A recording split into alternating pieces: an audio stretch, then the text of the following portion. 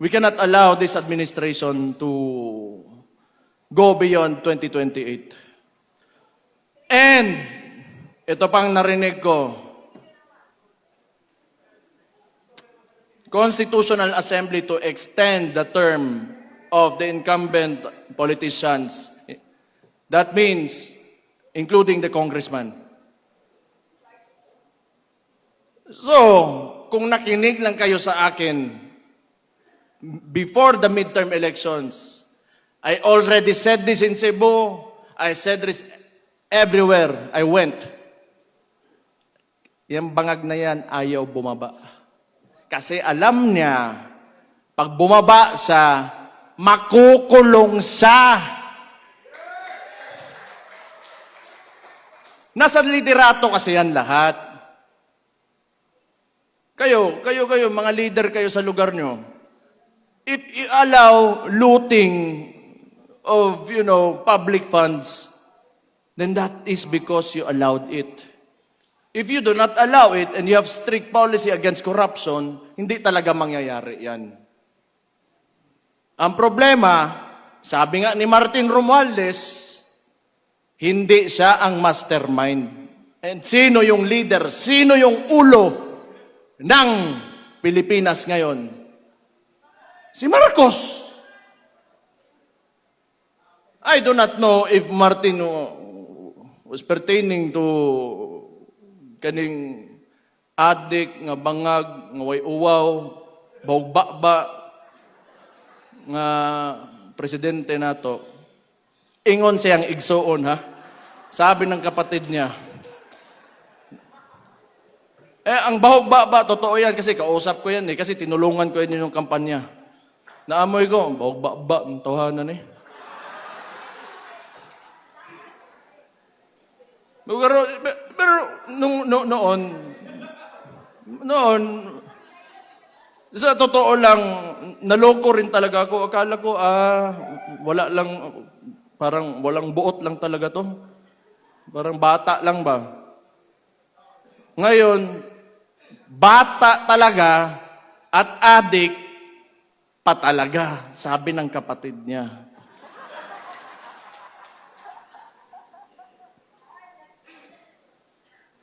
Pero, kapoy kayo si pangaway, Di, manggod, ganang ingani ba?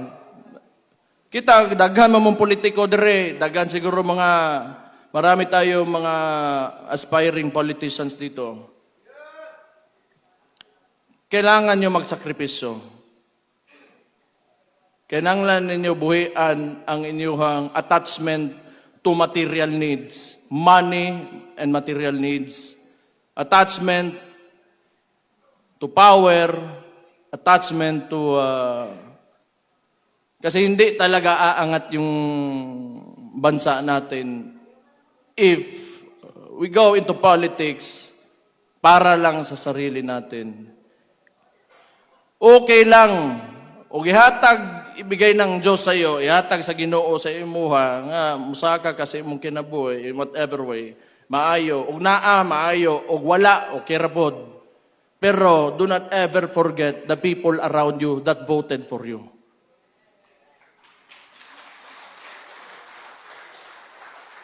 Kinahanglan, pag ikaw nas politika, di lang ang imong gipampili na mga tao, mga pinili mo lang na mga tao at ikaw yung aangat. Unahin mong angatin yung mga tao. Huli ka na talaga. Maunang politika. Manerbisyo ka Mao gani ang tawag na public servant.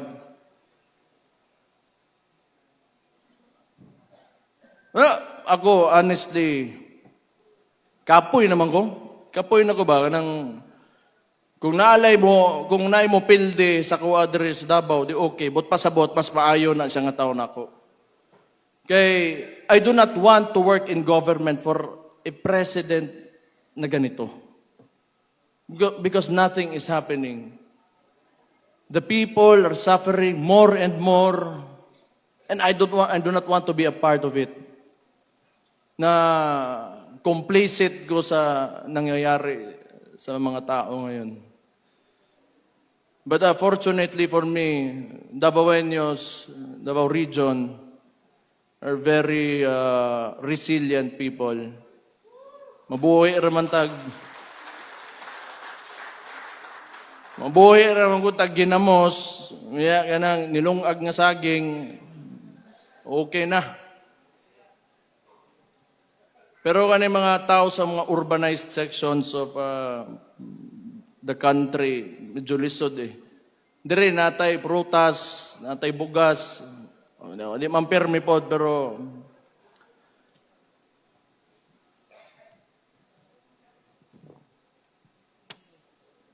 huna-hunaan ninyo. You should think about it. We have to do more. We have to do more. We have to push harder. We cannot allow this administration to go beyond 2028.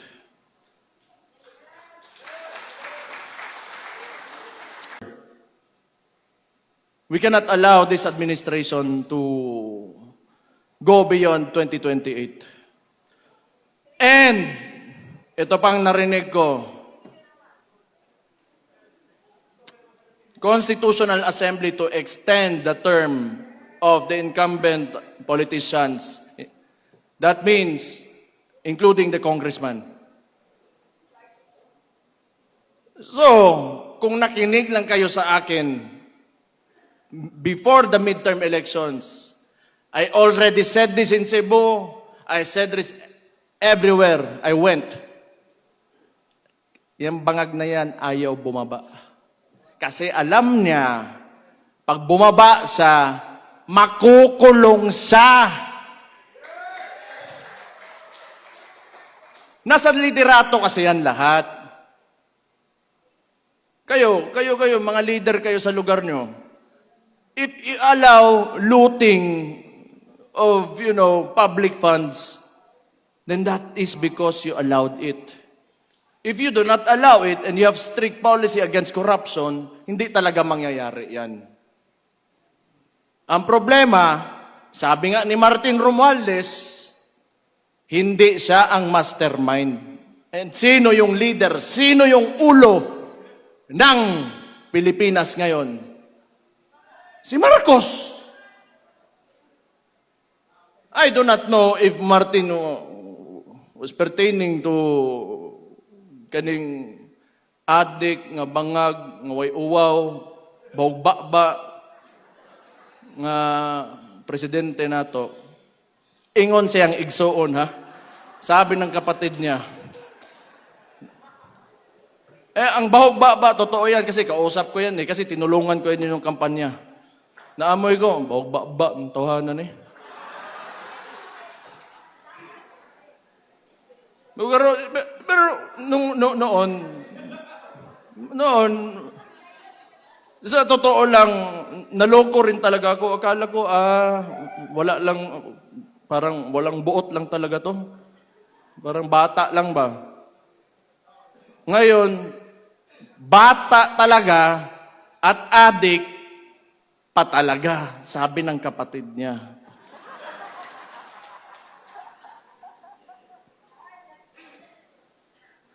Pero, kapoy kay si pangaway, Di, manggod, ganang ingani ba? Kita, daghan mamong politiko dire, daghan siguro marami tayo mga aspiring politicians dito. Kailangan nyo magsakripisyo. Kailangan ninyo buhian ang inyong attachment to material needs, money and material needs, attachment to power, attachment to... kasi hindi talaga aangat yung bansa natin if we go into politics para lang sa sarili natin.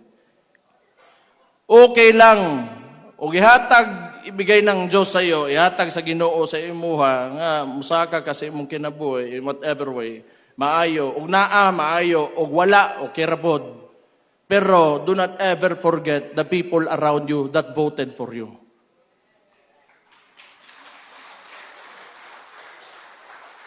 Kahinanglan, pag ikaw nas politika, di lang ang imong gipampili na mga tao, mga pinili mo lang na mga tao at ikaw yung aangat. Unahin mong angatin yung mga tao. Huli ka na talaga. Maunang politika. Manerbisyo ka eh. Mao gani ang tawag na public servant.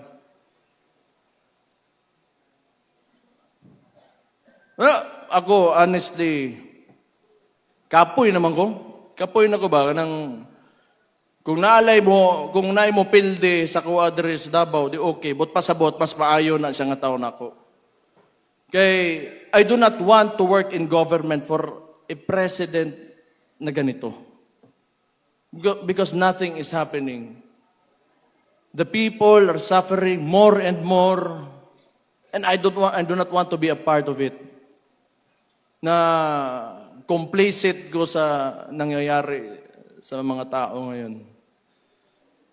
But fortunately for me, Davaoenos, Davao region, are very resilient people. Mabuhay raman ko tag ginamos, kanang nilungag nga saging, okay na. Pero kani mga tao sa mga urbanized sections of the country, medyo lisod eh. Dire natay prutas, natay bugas, di man permi pod, pero